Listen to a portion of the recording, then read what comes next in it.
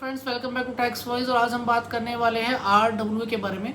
तो देखिए, अगर आप सोसाइटी का रजिस्ट्रेशन आरडब्ल्यू में करा रहे हैं तो कौन कौन से एक्ट में रजिस्ट्रेशन आपको लेना है उसके बारे में बात की जाएगी। अगर आप राजस्थान के अंदर या किसी और स्टेट में अगर उसको रजिस्ट्रेशन करवा रहे हैं तो आपको आरडब्ल्यू एक्ट 1958 के अकॉर्डिंग आपको आरडब्ल्यू का रजिस्ट्रेशन कराना पड़ेगा राजस्थान के अंदर। दूसरा, रजिस्ट्रेशन लेने के बाद आपको पैन नंबर मैंडेटरी लेना पड़ेगा। पैन नंबर लेना ज़रूरी है क्योंकि आपकी रिटर्न फाइलिंग पैन नंबर से ही होने वाली है। सेकंड पॉइंट, जीएसटी की बात आती है। बहुत सारी कंट्रोवर्सी है कि जीएसटी नंबर लेना मैंडेटरी है या नहीं आरडब्ल्यू के लिए। तो देखिए, कुछ रूल्स के अकॉर्डिंग डिसाइड होता है कि आरडब्ल्यू को जीएसटी नंबर लेना है या नहीं लेना है। अगर आप उन रूल्स को क्वालिफाई करते हैं तो आपको रजिस्ट्रेशन नहीं लेना पड़ेगा। अगर आप उस रूल्स को क्वालिफाई नहीं करते हैं तो आपको जीएसटी नंबर लेना पड़ सकता है। थर्ड पॉइंट बात करेंगे कि आरडब्ल्यू को टैन नंबर लेना जरूरी है नहीं। देखिए, टैन नंबर जनरली होता है किसी कॉन्ट्रैक्टर से आप सर्विस ले रहे हैं और उसका पेमेंट अगर आप कर रहे हैं तो आपको उस पर टीडीएस काटना है। तो अगर टीडीएस की लायबिलिटी आपकी बनती है, अगर आपको काटना पड़ रहा है तो आपको उसके लिए टैन नंबर लेना पड़ेगा, जिसकी फुल फॉर्म है टैक्स डिडक्शन अकाउंट नंबर। तो वो टैन नंबर से ही आप उसको पेमेंट कर पाएंगे, ऑनलाइन चालान सबमिट कर पाएंगे। तो चलिए अब आता है गवर्नमेंट की नोटिफिकेशन। देखिए, गवर्नमेंट का नोटिफिकेशन है सर्कुलर नंबर 109/28/2019 जीएसटी का है। तो देखिए, यहाँ पर सब्जेक्ट में पढ़ देता हूँ। Issue related to GST on monthly subscription contribution charge to a residential welfare association. Issue ये है कि आरडब्ल्यूए रेसिडेंटल वेलफेयर एसोसिएशन पर क्या जीएसटी एप्लीकेबल होना चाहिए या नहीं। तो देखिए, इसके बारे में इसकी चर्चा दो पॉइंट्स में की गई है। फर्स्ट जो हमारे पास है इशू है साइड में, उसका क्लैरिफिकेशन पढ़ेंगे हम। तो पहले फर्स्ट इशू पढ़ लेते हैं, जीएसटी क्या बोलता है। फर्स्ट इशू है, are the maintenance charges paid by residents to the resident welfare association in a housing society exempt from GST. अभी कह रहे हैं कि जो मेंटेनेंस चार्ज मेंबर्स आरडब्ल्यू के दे रहे हैं वो जीएसटी में एग्जेम्प्ट है या नहीं। फिर वो कह रहे हैं एंड इफ यस, अगर जीएसटी से एग्जेम्प्ट है, is there upper limit on the amount of such charge. इसकी कोई अपर लिमिट है सच चार्ज के ऊपर। And exemption to be available, और उसकी कोई एग्जाम्शन अवेलेबल है। तो ये तो इशू था कि मेंटेनेंस अगर आप दे रहे हैं तो कितना जीएसटी में रजिस्ट्रेशन आरडब्ल्यू को लेना है या नहीं है। अगर लेना है तो उसी कोई अपर लिमिट है क्या। तो आती है उसका क्लैरिफिकेशन देखते हैं। क्लैरिफिकेशन निकला है, supply of services by RWA कोई सर्विसेज सप्लाई कर रहा है किसको, to its on members by way of reimbursement of charge और share of contribution up to an amount of ₹7,000 per month per member for providing services. देखिए, कह रहा है कि अगर आरडब्ल्यू कोई सर्विस दे रहा है और मेंबर से 7,500 रुपये पर मंथ का मेंटेनेंस चार्ज कर रहा है, goods for the common use of its members in a housing society और a residential complex are exempt from GST. अगर 7,500 रुपये तक वो मेंटेनेंस ले रहा है तो उसके लिए आरडब्ल्यू को जीएसटी में रजिस्ट्रेशन लेना मैंडेटरी नहीं है। इसके नीचे देखिए क्लैरिफिकेशन है, ये प्रायर टू 20 जनवरी 2018 से पहले की लिमिट 5,000 पर मंथ पर मेंबर के हिसाब से थी, उसको बढ़ा के अब 7,500 कर दिया था। सेकंड रूल पढ़ते हैं हमारे पास, RWA has aggregate turnover of ₹20 lakh और लेस। अगर आरडब्ल्यूए का सालाना टर्नओवर मीन्स सालाना रिसिप्ट मेंटेनेंस से 20 लाख है या उससे कम है, it is required to take registration, क्या उसको रजिस्ट्रेशन लेना पड़ेगा। And pay GST on maintenance, और उसको मेंटेनेंस पे जीएसटी पे करना पड़ेगा। Charges if the amount of search charges is more than 7,000 per month per member. अगर वो चार्ज कर रहे हैं पर मेंबर से 7,000 पर मंथ, 500 रुपये पर मंथ से ज़्यादा, तो उसका क्लैरिफिकेशन देख लेते हैं। No, if aggregate turnover of RWA does not exceed 20 lakh. अगर आरडब्ल्यूए का सालाना रिसिप्ट टर्नओवर बोल लें या उसकी रिसिप्ट बोल लें मेंटेनेंस की, अगर 20 लाख से कम है, ठीक है, it shall not be required to take registration, उसको रजिस्ट्रेशन की रिक्वायर्ड नहीं है।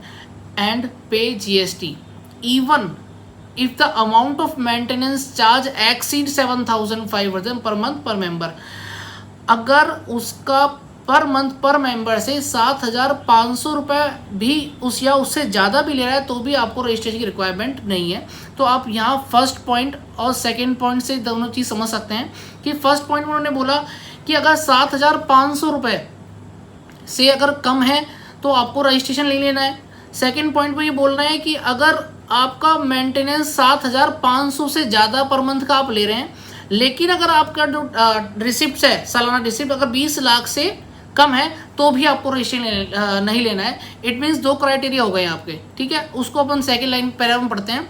सेकंड पैरा में वही क्लियर किया गया है, RWA shall be required to pay GST on monthly subscription. यहाँ वो लाइन दे रखी है हमको, कह रहा है RWA shall be required to pay GST on monthly subscription contribution charge from its members only if such subscription is more than 7,000 per month per member.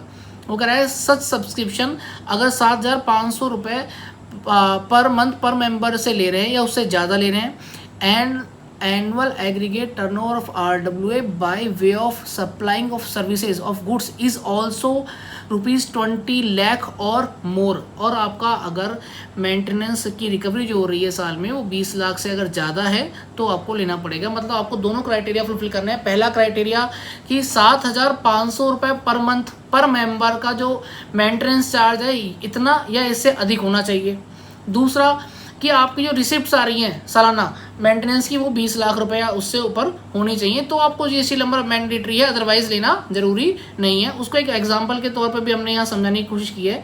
देखिए यहाँ लिखा हुआ है एनुअल टर्नओवर ऑफ RWA, उसके साइड में लिखा है monthly maintenance charge, फिर लिखा है वेदर एक्सेप्ट, है ना, एग्जेम्प्ट। उसके बाद देखिए नीचे लिखा है मोर देन 20 लाख, अगर RWA का मेंटेनेंस 20 लाख से ज़्यादा है। सेकंड पॉइंट उसको पढ़िए। अब मंथली मेंटेनेंस कितना है, मोर देन 7,000। देखिए दोनों क्राइटेरिया फुलफिल कर दिया आपने, आपका रिकवरी 20 लाख से ज़्यादा हो गई मेंटेनेंस की।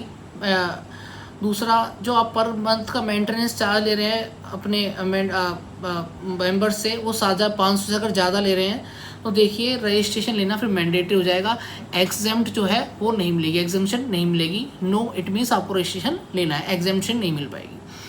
अब देखिए सेकंड पॉइंट इसी के नीचे लिखा हुआ है मंथली मेंटेनेंस नीचे 20 लाख से ज़्यादा का टर्नओवर है लेकिन ₹7,000 और लेस, जो मंथली पैसा हमको मिल रहा है एक मेंबर से एक मेंटेनेंस का वो मिल रहा है 7,500 से कम। तो देखिए हमने एक क्राइटेरिया तो फुलफिल कर दिया, टर्नओवर तो मेंटेनेंस का 20 लाख से ज़्यादा है लेकिन जो रिकवरी हो रही है पर मेंबर पर फ्लैट से 7,000 से कम है, तो आपको रजिस्ट्रेशन लेना मैंडेटरी नहीं है, एग्जम्पशन अलाउ हो जाएगी। यहाँ यस लिखा हुआ है। एनुअल टर्नओवर का सेकंड क्राइटेरिया है 20 लाख और लेस। अगर एनुअल टर्नओवर 20 लाख से कम है तो देखिए ऑब्वियसली आंसर सारे एग्जामिशन मिलने वाले हैं, क्योंकि दोनों क्राइटेरिया फुलफिल करेंगे तभी तो आपको रजिस्ट्रेशन लेना है, अदरवाइज नहीं लेना। यहाँ पहला क्राइटेरिया क्या है हमारा, 20 लाख से कम का आपका टर्नओवर है, तो आपको पढ़ने की जरूरत नहीं है कि आपका 7,500 से मोर हो या 7,500 लेस हो, दोनों ही केस में आपको एग्जामिशन मिलने वाली है। क्लियर? तो यहाँ तो आपको ये क्लियर हो गया कि GST का रजिस्ट्रेशन लेना कब जरूरी है RWA को या कब नहीं है। थर्ड पॉइंट की बात करते हैं। यहाँ बड़ी अच्छी बात हुई है, जो पॉइंट्स मैं भी देखना चाह रहा था। Is the RWA entitle to take input tax credit, is the RWA entitle to take input tax credit. अब इनपुट टैक्स क्रेडिट से हम समझते हैं कि जो RWA सर्विसेज ले रहा है कॉन्ट्रैक्टर से ले रहा है, या सपोज या RWA बोरिंग मशीन खरीद रहा है या फिर जनरेटर खरीद रहा है या फिर आपके पानी की मोटर खरीद रहा है, उन पे जो GST वो पे करके आ रहे हैं हम RWA वाले, या उनको इनपुट मिल सकता है? तो उसका आप सेंसिबल आंसर देखिए। If the RWA entitle to take input tax credit of GST paid on input and services used by it for making supply to its members and use such ITC for discharge of GST liability। देखिए RWA क्या input tax credit ले सकता है जो members को supplies दी जा रही है, या फिर जो कि वो चार्ज लग रहा है उसको इनपुट के तौर पर डिस्चार्ज करने के लिए। उसके बाद लिखा है on such supplies where the amount charged from such suppliers is more than 7,000 per month per member. देखिए यहाँ बात हो रही है कि RWA क्या इनपुट टैक्स क्रेडिट ले सकता है। देखिए RWA इनपुट टैक्स क्रेडिट जब लेगा जब वो GST में रजिस्ट्रेशन होने की कंप्लाइंस को फुलफिल कर देगा। क्लियर? पहले हम दो कंडीशन पढ़ के आए थे। इनपुट टैक्स क्रेडिट में जब तो लूँगा जब मैं GST के अंदर रजिस्टर्ड हूँगा। अगर मैं GST के अंदर रजिस्टर्ड ही नहीं है तो मैं इनपुट टैक्स क्रेडिट नहीं ले सकता। ये सिंपल सी बात है। उसके बाद देखते हैं कि अगर आप GST में रजिस्टर्ड हैं आपने 20 लाख का टर्नओवर एक्सीड कर दिया और आप पर मंथ पर मेंबर से 7,500 रुपये से ज़्यादा का इनपुट मेंटेनेंस ले रहे हैं तो आपको जीएसटी लेना पड़ेगा और इनपुट आप ले सकते हैं। अब किन किन चीज़ों का इनपुट ले सकते हैं उसके बारे में देख लें, क्लैरिफिकेशन देख लेते हैं। RW are entitled to take ITC of goods paid by them on capital goods, जैसे कि कोई भी संपत्ति, अब कैपिटल गुड्स और रेवेन्यू गुड्स की डेफिनेशन तो मैं नहीं बताना चाहूँगा, मैं यहाँ समझा देता हूँ। कैपिटल गुड्स मीन्स जैसे कि आपने एक जनरेटर खरीदा, water pump, law, furniture etcetera, ये कैपिटल गुड्स की कैटेगरी में आते हैं। उसके बाद है goods, tap, pipes, sanitary hardware, ये सिंपल गुड्स की कैटेगरी में जाएंगे। And input services such as repair and maintenance services etcetera, जैसे कि रिपेयर मेंटेनेंस की कोई सर्विस हम किसी और सब कॉन्ट्रैक्टर से ले रहे हैं तो उनको इंक्लूड किया जाएगा। अब आते हैं फोर्थ पॉइंट पर। अब फोर्थ पॉइंट पर एक इशू और आ गया है, उसको पहले इशू को पढ़ लेते हैं ध्यान से। इशू है वे आर पर्सन ऑन 2 और more flats in the housing society और रेसिडेंटल कॉम्प्लेक्स। पहले हमने अभी रूल ऊपर पढ़ा था फर्स्ट में कि आप एक मेंबर से एक फ्लैट का 7,500 से ज़्यादा का अगर अमाउंट रिकवर करेंगे तो आप फर्स्ट कंडीशन क्वालिफाई कर जाएंगे। ये उसी कंडीशन की क्लैरिफिकेशन पूछना चाह रहे हैं। पॉइंट लिखा हुआ है वेयर अ पर्सन ऑन 2 और more flats in the housing society और रेसिडेंटल कॉम्प्लेक्स। अगर एक आदमी के पास 2 फ्लैट हैं या 2 शॉप्स हैं सोसाइटी के अंदर तो क्या होगा, लिखा हुआ है आगे, of ₹7,000 per month per member of the maintenance for example for exemption to be available shall be applied per residential apartment और पर पर्सन। तो देखिए यहाँ पे उससे क्लैरिफिकेशन है, as per general business sense a person who owns 2 और more residential apartment in a housing society or a residential complex shall normally be a member of RWA for each residential apartment owned by him separately। सबको अलग अलग treat किया जाएगा। The ceiling of ₹7,500 per month per member shall be applied separately for each residential apartment owned by him। मतलब कि अगर आपके एक से ज़्यादा फ्लैट्स हैं तो ये क्राइटेरिया ऐसा नहीं होगा कि भाई साहब आप पर 2 हैं, 7,500, 7,500, 15,000 रुपये हो गए, ऐसा नहीं होगा। हर फ्लैट को सेपरेटली ट्रीट किया जाएगा, ठीक है। फॉर एग्जांपल नीचे दिया हुआ है, if a person owns 2 residential apartment in a residential complex and pay 15,000 per month as maintenance charge toward maintenance of each apartment to the RWA। Bracket में लिखा हुआ है 7,000 per month in respect of each residential apartment, the exemption from GST shall be available to each apartments. Clear, ये बहुत simple सा था, मैंने आपको ये भी समझा दिया। उसके बाद आते हैं फिफ्थ, हमारा जो इशू था, how should the RWA calculate GST payable where the maintenance charge exceed 7,500।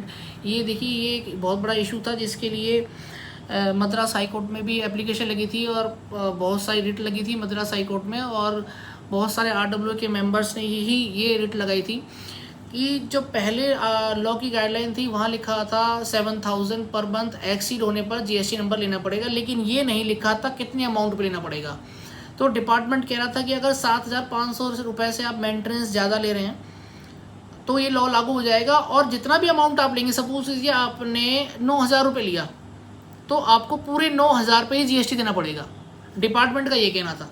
और जब RWA ने इसको चैलेंज किया कोर्ट के अंदर तो उनका कहना ये था कि सब जो डेफिनेशन दी गई है 7,500 अप टू, तो आप 7,500 तक तो माफ़ करें, और अगर हम 9,000 ले रहे हैं तो 1,500 रुपये पर आप GST लगाएं। ये मैटर जब कोर्ट में गया तो कोर्ट की मद्रास हाई कोर्ट की गाइडलाइन थी कि आप अप टू वर्ड का यूज़ कर रहे हैं, इट मीन्स 7,500 पर मंथ तक तो आपको माफ़ करना पड़ेगा, और अगर आप उससे ज़्यादा ले रहे हैं और GST में आप कंप्लाइंस कर रहे हैं, GST रजिस्ट्रेशन ले रखा है आपने, तो 1,500 रुपये, उससे जो ऊपर का चार्ज है उस पर आपको GST देना पड़ेगा। तो उसके लिए क्लैरिफिकेशन देख लें एक बार।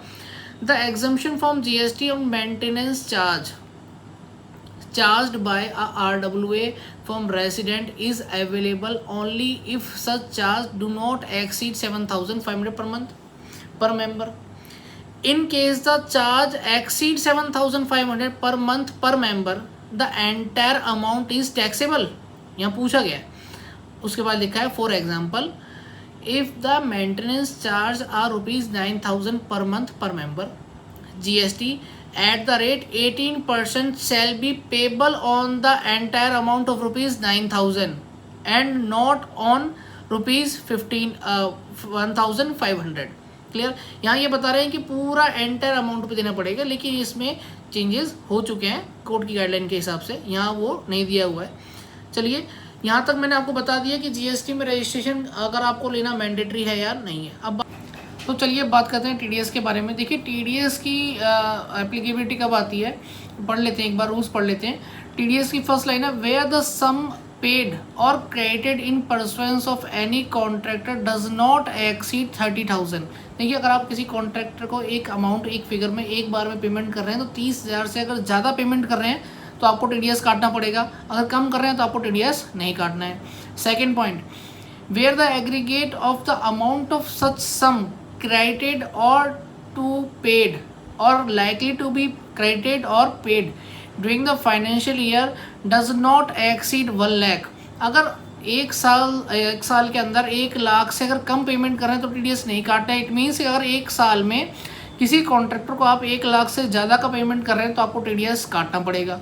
ये बात तो हो गई कि आपको कॉन्ट्रैक्टर का टीडीएस कब काटना है। अब देखिए कॉन्ट्रैक्टर का कितना टीडीएस आपको काटना है, उसके लिए मैं आपको लिमिट बता देता हूँ। यहाँ रेट्स दी हुई है नीचे,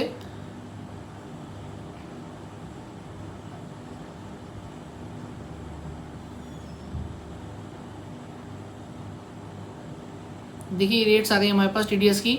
what is the rate of TDS, यहाँ लिखा हुआ है nature of payment, TDS rate if PAN available, TDS rate from 15/5/2020 to 31 March 2021 और रेट्स है TDS rate if PAN not available. अगर पैन कार्ड नहीं है कॉन्ट्रैक्टर के पास तो रेट क्या होने वाली है। तो देखिए payment credit to resident individual और एचयूएफ, अगर जो कॉन्ट्रैक्टर है इंडिविजुअल है मतलब हिंदुस्तानी है और इंडिविजुअल है, या हिंदू अनडिवाइड फैमिली एचयूएफ है, तो उस केस में अगर उसका पैन नंबर है तो आपको 1% काटना है। और सन 2020 से 31 मार्च 2021 में था 0.5% का रूल था।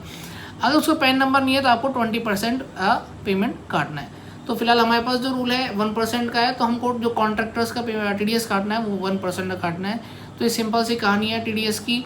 टीडीएस काटने के बाद आपको 10 नंबर लेना पड़ेगा और 10 नंबर के साथ उसकी रिटर्न फाइलिंग करनी होगी और उसको टैक्स चालान जमा कराना होगा उनके पैन नंबर्स पे।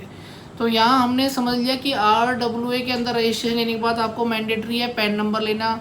उसके बाद जीएसटी की कंप्लाइंस मैंने रूल बता दिया आपको कि मैंडेटरी है या नहीं है, आपको लॉ देखना पड़ेगा। उसके बाद है टीडीएस का, अगर आपको किसी को पेमेंट 30,000 रुपये एक बार में कर रहे हैं या उससे ज़्यादा कर रहे हैं तो आपको उसका टीडीएस काटना है, और 1 लाख रुपए से सालाना ज़्यादा कर रहे हैं तो आपको टीडीएस काटना है। इट मीन्स काटना ही है 1% टीडीएस आपको काटना है और 10 नंबर लेकर उसको जमा कराना है। तो आपको अगर ये वीडियो समझ में आई हो तो चैनल को लाइक एंड सब्सक्राइब जरूर करिएगा। Thanks for watching.